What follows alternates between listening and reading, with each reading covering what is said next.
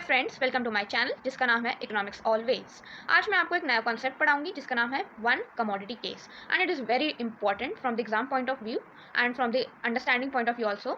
तो सबसे पहले आपको मैं इस टॉपिक पे जाने से पहले मैं आपको ये वाला कंसेप्ट रिवाइज कराऊंगी जो है कंज्यूमर इक्विलिब्रियम का। देखो क्या हमने इसमें क्या पढ़ा था कि इक्विलिब्रियम क्या होता है, स्टेट ऑफ रेस्ट, जब दो फोर्सेस आपस में बैलेंस में आ जाए। और एक कंज्यूमर क्या होता है, कंज्यूमर एक ऐसा पर्सन होता है जो मार्केट में जाता है, गुड्स एंड सर्विसेज को बाय करता है। एंड क्यों बाय करता है? In order to satisfy his or her wants. Okay, अब इसके अंदर मैंने आपको ये कंज्यूमर इक्विलिब्रियम की अगर आपके पेपर में आए तो आपको ये वाली डेफिनेशन लिखनी है। ओके, तो इसके अंदर आप सबसे पहले बोलोगे कि equilibrium refers to a state of rest. उसके बाद है आपको मेन डेफिनेशन पे आओगे। उसके बाद consumer equilibrium is a state where the consumer gets the maximum satisfaction from the income he or she spends on the consumption of the goods and services and is not ready to change the combination। कि मैंने आपको समझाया था consumer equilibrium कब होता है, जब consumer की मैक्सिमम वांट्स सेटिस्फाई हो जाएंगी, जब वो अपनी इनकम स्पेंड करेगा और उसे पता होगा कि मार्केट में गुड्स एंड सर्विसेज के क्या प्राइस है, क्या कॉस्ट है, और उसकी मैक्सिमम सेटिस्फैक्शन होने के कारण वो अपनी कोई भी चॉइस नहीं बदलना चाहेगा, कि वो अपना कॉम्बिनेशन, जैसे कि अब यहाँ पे हमने कॉम्बिनेशन लिखा है तो इसका मतलब है कि अगर वो two units of chips buy कर रहा है तो और उसकी मैक्सिमम सेटिस्फाई हो रही है वांट्स, तो वो बदलना नहीं चाहेगा कि वो 4 चिप्स के पैकेट कंज्यूम करें। अब आगे वन कमोडिटी केस पे चलते हैं, उससे आपको इसकी डेफिनेशन और क्लियर हो जाएगी।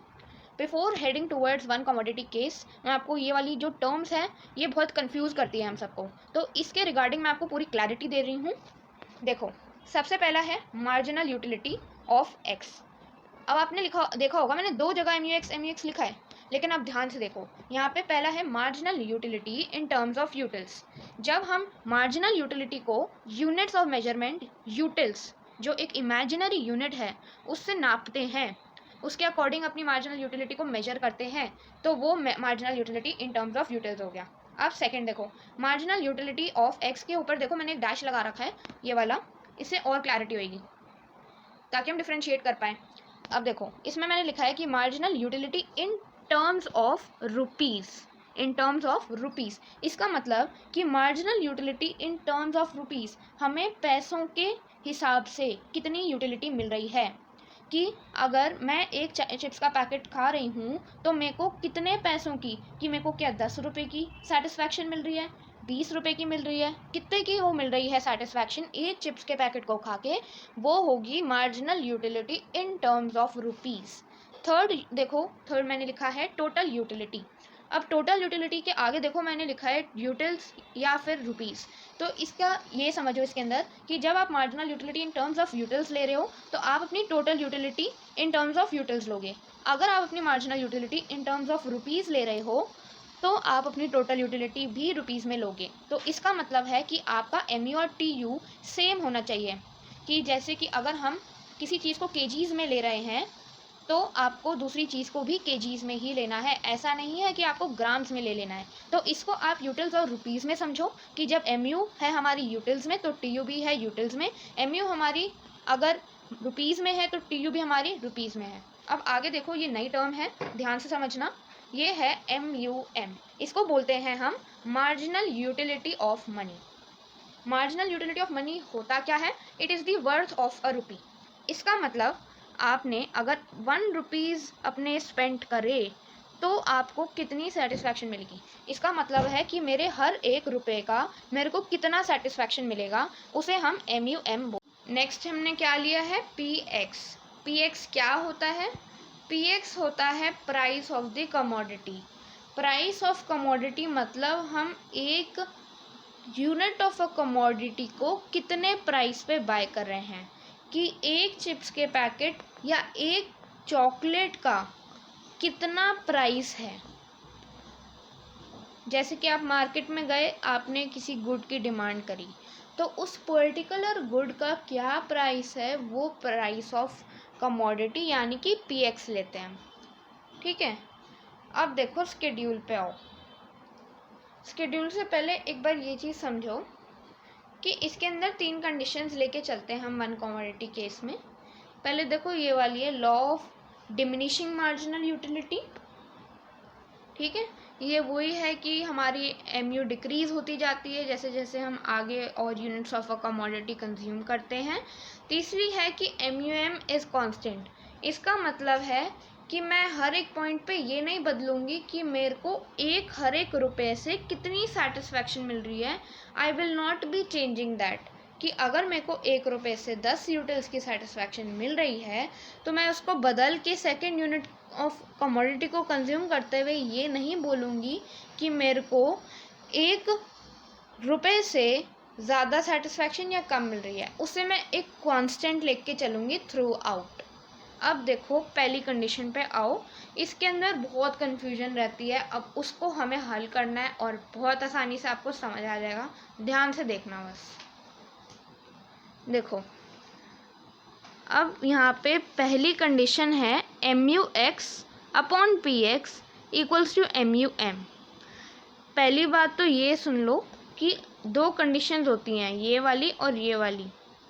अपने स्कूल के हिसाब से, क्योंकि हमारी 11th क्लास है, तो आपको अपने स्कूल के अकॉर्डिंग टीचर से कंसल्ट करके चलना है कि आप ये वाली कंडीशन लगाओगे या ये वाली। ये चीज़ आपको कंसल्ट कर लेनी चाहिए, ठीक है। अब मैं आपको दोनों कंडीशन समझाऊंगी ताकि आप कंपैरिजन भी कर सको और समझ भी सको। तो पहले है MUX upon PX is equals to MUM, और दूसरी क्या है MUX is equals to P of X। अब देखो ये वाली कंडीशन देखो, अब हम बोल रहे हैं कि हमारा कंज्यूमर इक्विलिब्रियम कब होगा वन कमोडिटी केस में। हमारा कंज्यूमर तब इक्विलिब्रियम में होगा जब उसका MUX और PX इक्वल होगा। देखने में तो बहुत आसान लग रहा है, बहुत सिंपल लग रहा है, लेकिन इसके अंदर एक चीज़ हमें समझनी है कि जो प्राइस ऑफ X है, आप प्राइस ऑफ X कैसे लोगे, रुपीज़ में, बिल्कुल सही। तो लेकिन क्या आप ऐसे, आपने सुना है कि आप 2 चीज़ों को इक्वल लेके चल रहे हो लेकिन आप उन दोनों को अलग अलग यूनिट्स में कर रहे हो? नहीं। तो इसके अंदर आप क्या करोगे, MUX ऐसे लोगे इन टर्म्स ऑफ रुपीस, कि एक कमोडिटी को कंज्यूम, एक यूनिट ऑफ अ कमोडिटी को कंज्यूम करके जब आपको उसके प्राइस जितनी यूटिलिटी मिलेगी इन टर्म्स ऑफ रुपीस, तब आप इक्विलिब्रियम में होगे। समझ आ गया? ठीक है। अब देखो बहुत ध्यान से, इस पे आने से पहले आपको एक बहुत चीज़ अच्छे से क्लियर करती हूँ कि आपको MUX दिया है यूटिल्स में। किस में दिया है? यूटिल्स में।